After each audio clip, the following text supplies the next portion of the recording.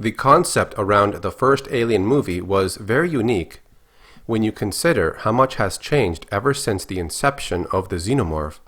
There were various changes and inspirations from many sources that, in the end, would bring us this iconic beast in sci-fi. This video is going to cover the many changes the Alien movie underwent before it was finally released. It will include topics like the storyboard, rewriting the script, additions to the cast, changes to the Alien life cycle and its original name. During the mid-1970s, H.R. Giger was hired to work on concept art for the sandworms of the movie called Dune. This early script was directed by Alejandro Jodorowsky. The movie was on a massive scale for its time, something that involved talented artists and actors across the globe. Dan O'Bannon was also involved with this movie. It's one of the biggest movies in sci-fi that was never made, something we can talk about in a future video.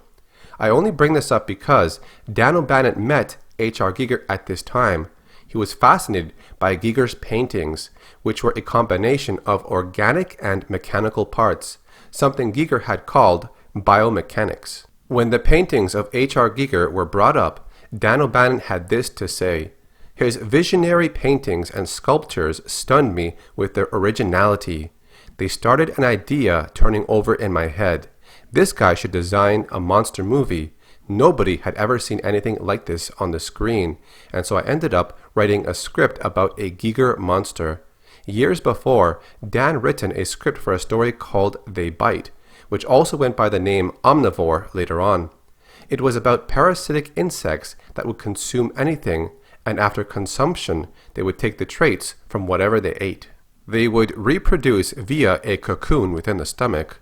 Once it's eaten enough, the skin would harden and a new version of the insect would crawl out. It was sort of a freak evolution.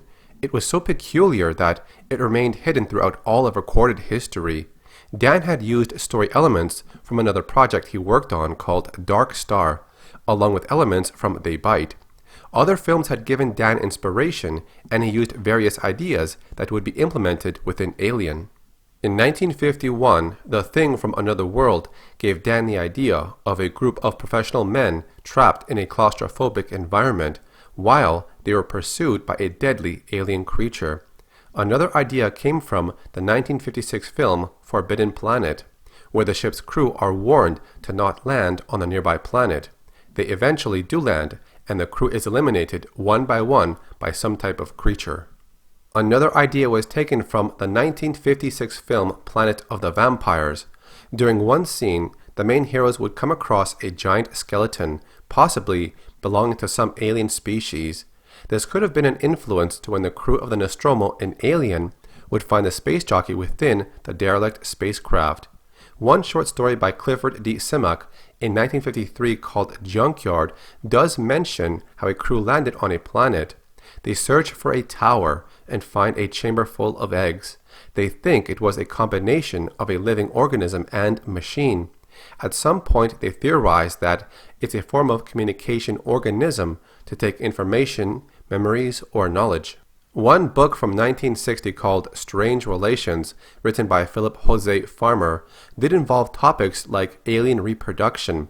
The idea of the chestburster eating its way through the host came from a story in the EC Comics during the 1950s, in the issue called Seeds of Jupiter. An orb flies over an aircraft carrier during the darkness of night.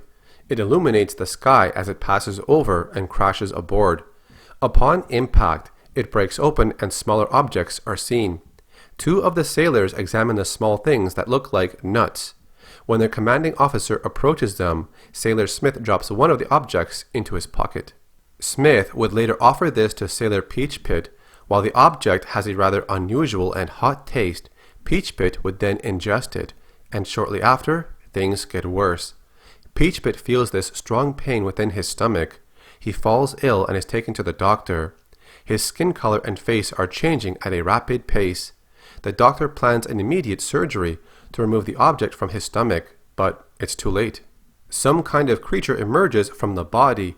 It's green-colored and scurries along the floor with many tentacles. It makes its way by jumping overboard and into the sea.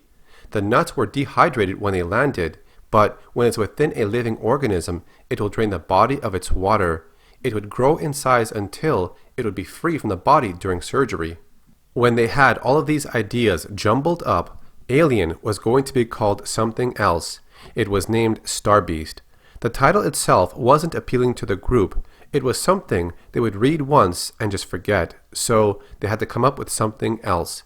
During the early morning of one day, there were many titles thought up. It was all Alien this and Alien that, but then it just happened. The title should just be one word, Alien, and it's stuck ever since. When O'Bannon went back to America after his trip to Europe for Dune, he kept thinking about the alien creature and visualizing it with the paintings of H.R. Giger. Dan would then show Ridley Scott some of Giger's work. His designs were perfect for how the alien should look. At the time, nobody had seen this stuff before, so the way the Xenomorph was created became a staple connection to H.R. Giger. While Dan took a lot of influences from H.P. Lovecraft, which were tales of cosmic horror of hideous beings on Earth, the alien itself represented the primal fear of the unknown. He would even suggest the alien was in some way a blood relative of Yog-Sothoth. It would be linked to their very world of origin. He was trying to make some kind of connection between the alien and H.P. Lovecraft mythology. Before the alien concept was still getting its design sorted out, Dan O'Bannon had already come up with a new vision for the alien. It was to take on a psychic force that would use the crew as hosts, but later on it would revert to a standard physical form. It was Ron Shusett who came up with the idea for how the alien would be an organic animal, and it would stock the crew within their own ship. Through the combined efforts of O'Bannon and Shusett, they came up with the alien's life cycle. It begins with an egg opening up to reveal a creature which is the FACEHUGGER. It latches onto the head of the host and forces a proboscis down its throat. During this process, an embryo is implanted within the host body. This was a way to get the alien on board the spaceship in a different manner, instead of the traditional way that we've seen in the films at the time. The monster that came out of the chest violently was nicknamed Chest Burster. Its final phase would be growing into an adult alien. The alien's life cycle is similar to how a wasp would paralyze a spider and lays its eggs inside the spider. At first, the alien was meant to be impenetrable, but that later changed when the team decided to make it mortal. The idea of it having acid for blood came from Ron Cobb, who would give more input on why this should be added. It turns out the alien having acid for blood would complement the idea of why it could not be cut or fired at, because its corrosive blood would eat through the ship. If we look at Dan O'Bannon's script, he originally wanted to have an ancient stone pyramid that was around 50 feet tall, seen as a crumbling ancient edifice made of eroded gray stones and with no visible windows anywhere. It would include strange hieroglyphics that were carved into the walls. The images appeared to be primitive and religious in some way. You could see many rows of pictograms stretching from the floor to the ceiling. It was a display of epic history of an unknown language. On one wall, it was dominated by huge religious symbols. There were also stone statues depicting grotesque monsters, half anthropoid, half octopus. The signal coming from the pyramid was still left as a warning and not an SOS.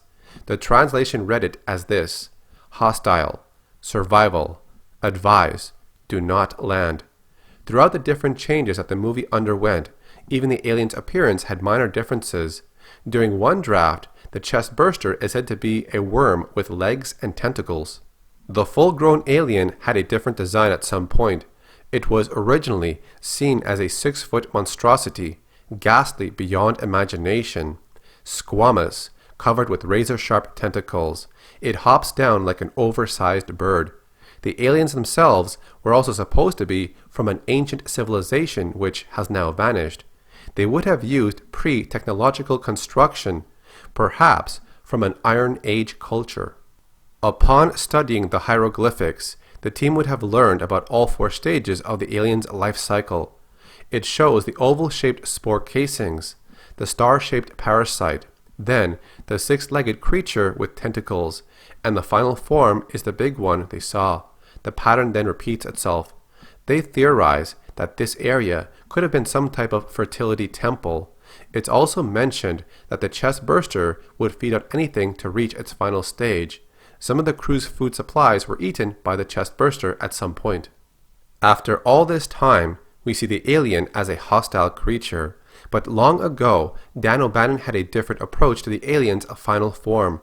During the chest burster stage, it was still nurtured by the adult aliens. When it lost its appendages, it became more harmless. As it grew to its final form, the bloodlust it had was now gone. The alien becomes an intelligent creature, capable of art and architecture. It would live a full scholarly life of 200 years. Later in time, this civilization goes through a cataclysm which causes the extermination of the adults of this race. This would leave no one to tend and nurture the young, but in the lower, dark chamber of the breeding temple, it would contain a large number of eggs. They would lay dormant throughout the ages, waiting to sense something warm nearby. Many years later, the space jockey race lands on this planet. They are on a mission of exploration and archaeology. When they locate the temple and its unknown culture, they become fascinated to discover more about it. One of them finds an alien egg and gets face-hugged. It later returns to their ship. The others don't know what's really happened. But the chest burster is born later on, and the full-grown alien goes on to eliminate the others until it is killed. When the alien's body was damaged, its acid blood had damaged the hull of their ship, leaving them stranded. They would leave behind a warning signal. The planet contains a dangerous parasite, and no one should attempt a rescue mission. The remaining space jockeys would then starve to death. Later on, the crew aboard the Nostromo would pass by and pick up the signal, and the process would start all over again. This backstory does explain why the alien in this movie was so hostile, because it grew up without being tended by the older adults before it. It was considered to be a juvenile, separated from its elders and culture that is now gone. Dan O'Bannon had said he found the inhabitants of this planet to be tough and primitive, with an extremely complicated life cycle. Reproduction was very difficult for them, so it became a central part of their religion. The pyramid was a temple of reproduction. The entrance was at the very top, with a flue going straight down. Kane would find a huge stone plinth with blood drains in it. The walls were covered with alien hieroglyphics. The central area would contain eggs, or spores in this case. The reproduction cycle was a bit more complicated. It required 2 members of their own race and 1 animal. Later on, the animal is brought to another area to give birth. But since the planet was now dead, and the civilization had been gone for 1,000,000 years, all that was left behind was the pyramid and the spores within. They can survive incredible lengths just by staying in a dormant state. The scene with the pyramid was removed from the final version of the script. It was combined into the derelict spacecraft scene to reduce the length of the film and because of the budget. The script that was written by Dan O'Bannon and Ronald Shusett would then be passed to David Giler and Walter Hill. While they did make changes to the script in many ways, Ridley Scott would eventually combine both versions into one film, taking the best points of each and highlighting those ideas. The film does not go into the origins of the alien creature, so that was left as a mystery to the audience. When other artists were brought on board, most of them did not like H.R. Giger's design, but in the end, Ridley Scott chose Giger's work to bring forth the creature we know today as Alien. When David Giler and Walter Hill added important elements to the film, it was the addition of the android character Ash that O'Bannon thought was unnecessary. But as the story progressed, it turned out to be one of the best decisions for the film. In 2004, Film International posted an interview with Walter Hill. It goes over his involvement with the Alien movies, so there's a few topics we can include for this video. They had planned to make the captain a woman. They did experiment with the idea, but they had a feeling that there was more success if the ultimate survivor was just a woman. Ripley was taken from the show Ripley's Believe It or Not. When the ID cards for the characters required a first name, he turned to his mother's middle name for this, which was Ellen. Walter then says this: "I called the ship Nostromo from Conrad. No particular metaphoric idea. I just thought it sounded good. Some of the characters are named after athletes.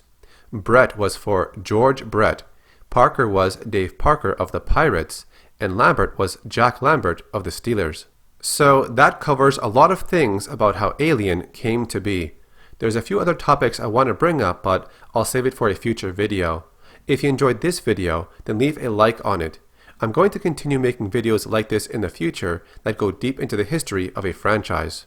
So if you want to see more content like this, subscribe to my channel and turn on notifications. You can also find me on Twitter and Instagram, so follow me there as well. That's it for this video. Thank you so much for watching. My name is Carlos or Acid Glow, and I'll see you in the next video. I'm not dying here.